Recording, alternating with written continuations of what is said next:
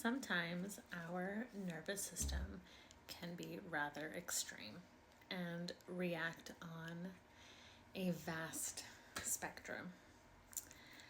To help with that concept, we're using my favorite deck, Polyvagal Theory.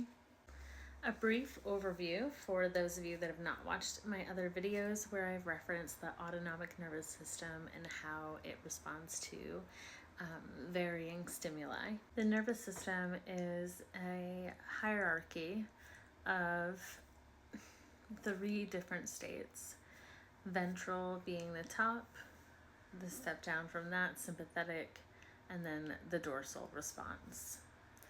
And so the autonomic nervous system is really a perfect mechanical system, if you will, that doesn't necessarily have a logical thinking mind, but more of a connection and communication process to everyday life. As Deb Dana points out in the deck that I'm using tonight, the autonomic nervous system is the heart of our daily experiences. And with the development of polyvagal theory, Stephen Porges, the developer, reconceptualized how the vagus nerve works. He identifies a ventral vagal branch that supports regulation and a dorsal vagal branch that triggers immobilization and disconnection. This updated understanding of the autonomic nervous system outlines 3 response pathways: sympathetic, fight and flight; dorsal, shut down and collapse; and ventral regulation. When we are anchored in regulation, we move through our days with a sense of safety and successfully meet the ordinary challenges of life.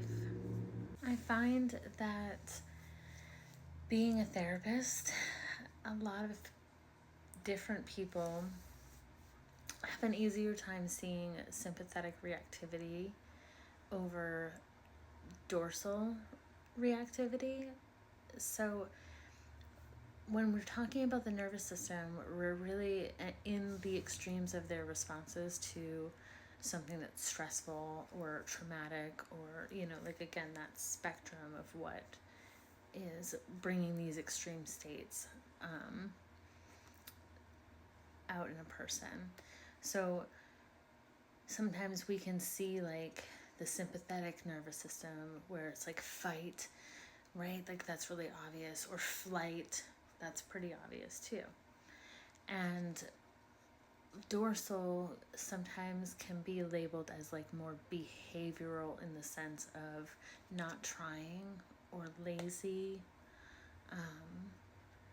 kind of just acting this way, and again, the sympathetic responses often can be labeled behavioral, but they're also just easier sometimes. I find the responses with the people that I've worked with, like teachers and parents and other outside entities, there's just that difference in the response. Yes, like I was saying, fight or flight is labeled behavioral too, but it's almost more accepted that as a therapist, if I say, oh, well, this reactivity over here is a trauma response, right? But when I'm saying a dorsal response is also a trauma response, sometimes there's that pushback. And so to help us understand the concept of dorsal responses, we have the dorsal card. The concept of this card. So this is Flavors of Dorsal. When we feel trapped, the dorsal survival system comes to the rescue. Entering this response can begin with a subtle feeling of not being present, just going through the motions. autopilot, if you will, and an image of taking a step back, almost out, like inward, like going inward from the self, right? Collapsing in, as we call it. Being fully immersed in dorsal can bring a feeling of being lost and abandoned in a place where no one will find you, and an image of floating away. Between these two ends of the spectrum, there are many flavors of dorsal protection. So this card is really about helping us get in touch with that dorsal response system. That because it's personal. It's what works for me in my dorsal response system might be different, right? So that spectrum. So the prompt. Start by remembering a time when you felt the very beginning of a dorsal response. So reminder, that's like just feeling shut down, withdrawn. Maybe even wanting to go to sleep.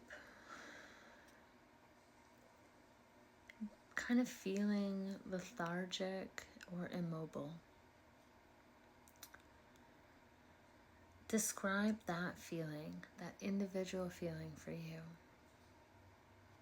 Invite images.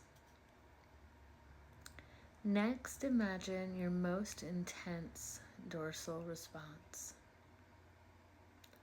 Describe that and invite an image. Now move between the two images, and explore the experiences along the continuum. Take small steps, stop to describe each place, and invite an image. Here's a tip. It is helpful to document, write about, illustrate what you discover.